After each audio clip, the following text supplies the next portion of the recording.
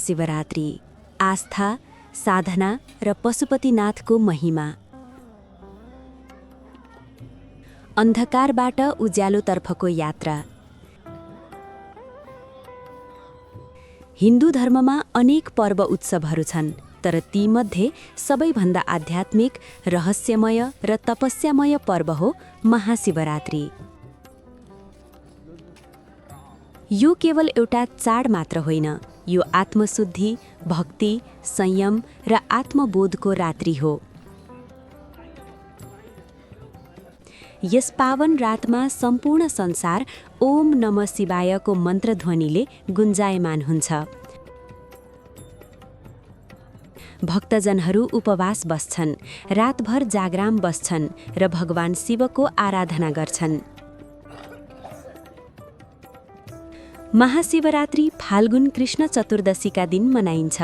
धार्मिक विश्वास अनुसार यही रात भगवान शिवले ताण्डव नृत्य गर्नुभएको थियो र यही रात शिव पार्वतीको दिव्य विवाह सम्पन्न भएको थियो। भगवान शिव सृष्टि र संहारका देव हुन्। ब्रह्मा सृष्टिकर्ता, विष्णु पालनकर्ता र शिव संहारकर्ता। तर शिव केवल संहारका देव मात्र होइनन्, उहाँ परिवर्तन र पुनर्जन्मका प्रतीक पनि हुनुहुन्छ। उहाँको स्वरूप अत्यन्त सरल र विरक्त छ। जटाजुटमा गङ्गा, शिरमा अर्धचन्द्र, गलामा नाग, भस्मले लेपिएको शरीर, हातमा त्रिशूल र डमरू। शिवले समुद्र मन्थनको समयमा निस्किएको कालकुट विष पिएर संसारलाई बचाउनु भएको कथा हिन्दू धर्मग्रन्थहरूमा वर्णित छ, त्यसैले उहाँलाई नीलकण्ठ भनिन्छ। महाशिवरात्रिको महिमा अपार छ। शास्त्र अनुसार यस दिन उपवास बसेर र शिवलिङ्गमा बेलपत्र, धतुरो, दूध, जल अर्पण गर्दा जन्म जन्मान्तरका पापहरू नष्ट हुन्छन्। आत्मसंयम र तपस्याको दिन, ध्यान र साधनाको अवसर, मोक्ष प्राप्तिको मार्ग, विवाहित जीवनको सुख शान्तिको कामना। रातभर 4 प्रहरमा पूजा गरिन्छ। प्रत्येक प्रहरको आफ्नै आध्यात्मिक महत्त्व छ। महाशिवरात्रिमा विशेष गरी साधु सन्तहरूको उपस्थिति उल्लेखनीय छ। साधुहरू सांसारिक मोहमाया त्यागेर शिवतत्वमा लीन हुन्छन्। उनीहरूको जीवन सरल, तपस्वी र अनुशासित हुन्छ।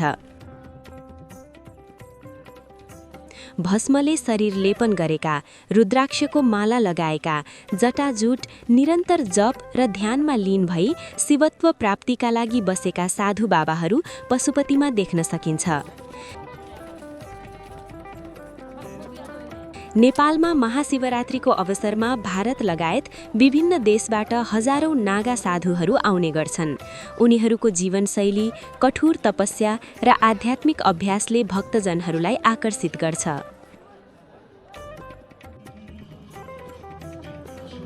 साधुहरूको सन्देश स्पष्ट हुन्छ। भौतिक सुख क्षणिक हो, आत्मिक शान्ति नै वास्तविक सुख हो। पशुपतिनाथ मन्दिर नेपालको आध्यात्मिक धरोहर हो। नेपालको राजधानी काठमाडौँमा अवस्थित पशुपतिनाथ मन्दिर हिन्दू धर्मावलम्बीहरूको सबैभन्दा पवित्र तीर्थस्थल हो। यो मन्दिर भगवान शिवको पशुपति स्वरूपमा समर्पित छ। बागमती नदीको किनारमा अवस्थित करिब 5औं शताब्दीमा निर्माण गरिएको प्यागोडा शैलीको मन्दिर निकै आकर्षक र मनमोहक छ।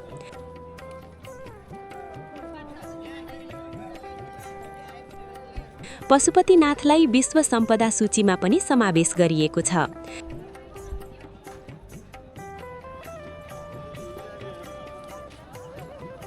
महाशिवरात्रिको अवसरमा यहाँ लाखौं भक्तजनहरूको भिड लाग्छ।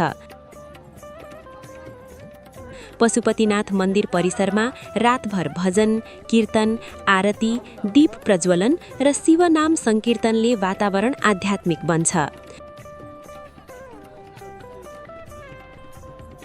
नागा साधुहरूको आगमनले मन्दिर परिसर झनै रहस्यमय र रोमाञ्चक देखिन्छ। महाशिवरात्रि केवल धार्मिक पर्व मात्र होइन, यो कलात्मक एकताको प्रतीक पनि हो। नेपालमा यस दिन सार्वजनिक बिदा दिइन्छ, विद्यालय, कार्यालयहरू बन्द हुन्छन्, परिवारहरू मिलेर पूजा गर्छन्। यस पर्वले धार्मिक पर्यटन प्रवर्धन गर्छ, आर्थिक गतिविधि बढाउँछ, समाजमा आध्यात्मिक चेतना जगाउँछ। महाशिवरात्रिले आध्यात्मिक सन्देश हामीलाई सिकाउँछ। यस पर्वले अहङ्कार त्याग्न, सत्य र धर्मको मार्गमा हिँड्न, संयम र आत्मनियन्त्रण अपनाउन र प्रकृतिसँग सह-अस्तित्वमा बस्न सिकाउँछ। शिव स्वयं विरक्त र करुणामय देवता हुन्। उहाँले हामीलाई सरल जीवन र उच्च विचारको प्रेरणा दिनुहुन्छ। महाशिवरात्रि अन्धकारमय रात्रिमा उज्यालोको खोजी हो। यो आत्मशुद्धि, तपस्या र भक्ति मार्गको महाउत्सव हो। जब भक्तजनहरू हर हर महादेव भन्दै शिव नाम जप्छन्, त्यतिबेला केवल शब्द मात्र उच्चारण हुँदैन। त्यो एक चेतना, एक अनुभूति, एक आध्यात्मिक जागरण हो। पशुपतिनाथको आँगनमा हजारौं दीपहरू झिलिमिली बलिरहँदा, साधु सन्तहरूको ध्यान र मन्त्रध्वनिले वातावरण पवित्र बन्दा महाशिवरात्रि केवल पर्व रहँदैन, यो जीवनको अर्थ खोज्ने एक आध्यात्मिक यात्रा बन्छ।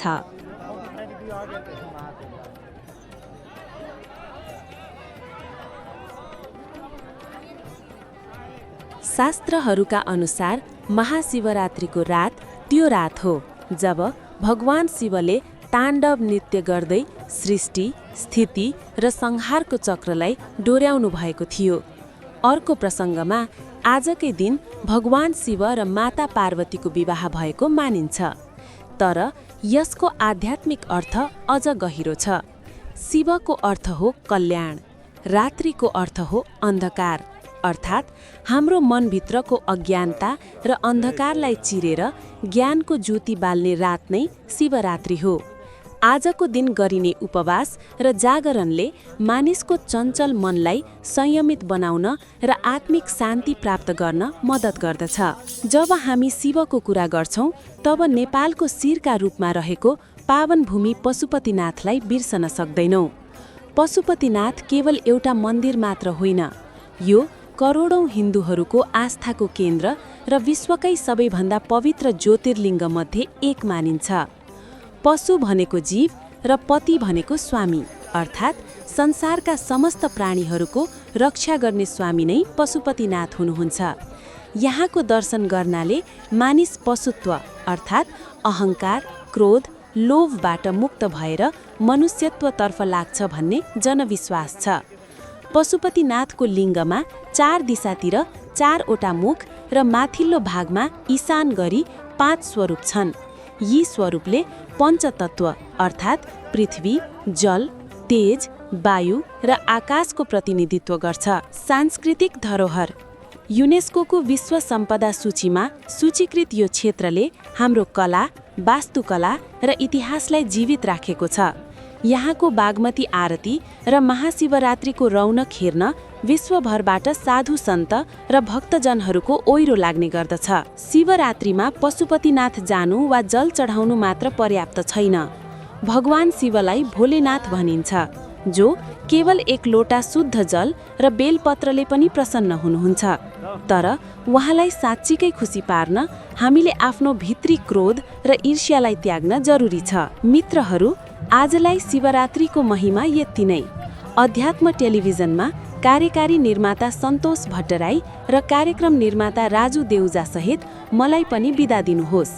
तपाईले हाम्रो च्यानललाई सब्स्क्राइब गर्नुभएको छैन भने सब्स्क्राइब गर्न नभुल्नुहोला। साथै सुझाव सल्लाह कमेन्टमा लेख्न नभुल्नुहोस् भन्दै भन्न चाहन्छु, ओम नमः शिवाय।